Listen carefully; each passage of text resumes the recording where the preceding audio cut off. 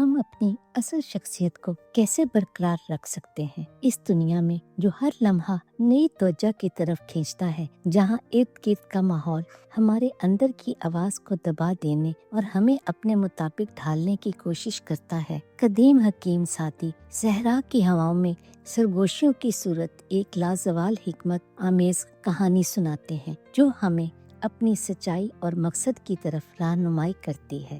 Saadi, جو انسانی روح پر گہری نظر رکھنے والے عالم تھے، نے ایک وسیع صحرا سے گزرتے ہوئے سفر کا قصہ بیان کیا ہے۔ صبح صادق کے وقت جب قافلے نے شب کی ٹھنڈک میں سکون پانے کی غرض سے پڑاؤ ڈالا تو اچانک ایک شخص کسی اندیکھے جذبے کے زیر اثر ریت کے ٹیلوں کی جانب دوڑ پڑا۔ سعدی نے دلچسپی سے دیکھا کہ وہ شخص کیسے گھومتی ہوئی ریت میں گم ہو گیا۔ سورج بلند ہونے کے ساتھ وہی شخص واپس نمودار ہوا تو اس کے چہرے پر ایک نئی طمانینت تھی۔ سعدی سے رہا نہ گیا، انہوں نے اس پراسرار مہم جوئی کے متعلق استفسار کیا۔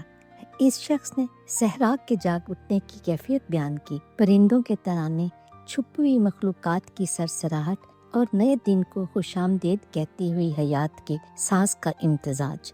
اس نے اعتراف کیا کہ اس قدرتی ساز و آواز کے درمیان سونا اسے اپنی ہی زندگی کا ضیاء محسوس ہوا۔ اسے محسوس ہوا کہ پرندے اپنی فطرت کے ساتھ مکمل ہم آہنگ ہیں، ان کی نغمگی ان کی ہستی کا بے ساخت کا اظہار ہے۔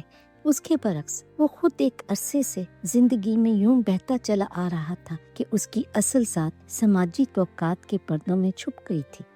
صحرا کی اس صبح نے اسے اپنی بے ثباتی اور بالآخر فنا ہو جانے کی یاد دلائی اور زندگی کی ناپائیداری کی سخت یاد دہانی کرائی۔ اس صبح نے آنے والے کل کی خوش فہمی کو توڑ ڈالا اور جینے کی اصل اہمیت آشکار کی۔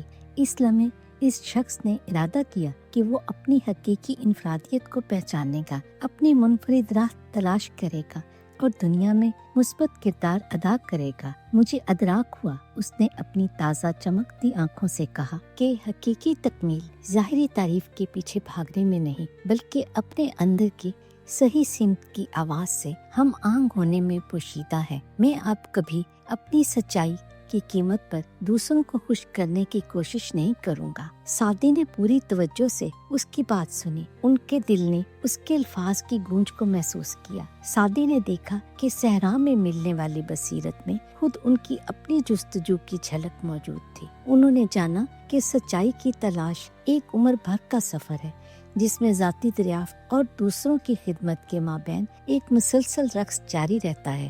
جب انہوں نے دوبارہ سفر شروع کیا تو صحرا جیسے ایک نئی توانائی سے گونج اٹھا۔ اس مسافر کی اندرونی تبدیلی نے سب پر اثر ڈالا اور ان کے دلوں میں بھی غور و فکر کے بیج بوئے گئے۔ سعدی نے یہ تحریک پا کر عہد کیا کہ وہ حقائق آگے پہنچائیں گے اور اس امید کے ساتھ کہ دوسروں کے اندر بھی ایسا ہی جاگ اٹھنے کا عمل شروع ہو جائے۔ بس اے سننے والے، یہ حقائق ایک نرم سی یاد دہانی بن کر آپ کے سامنے پیش ہے۔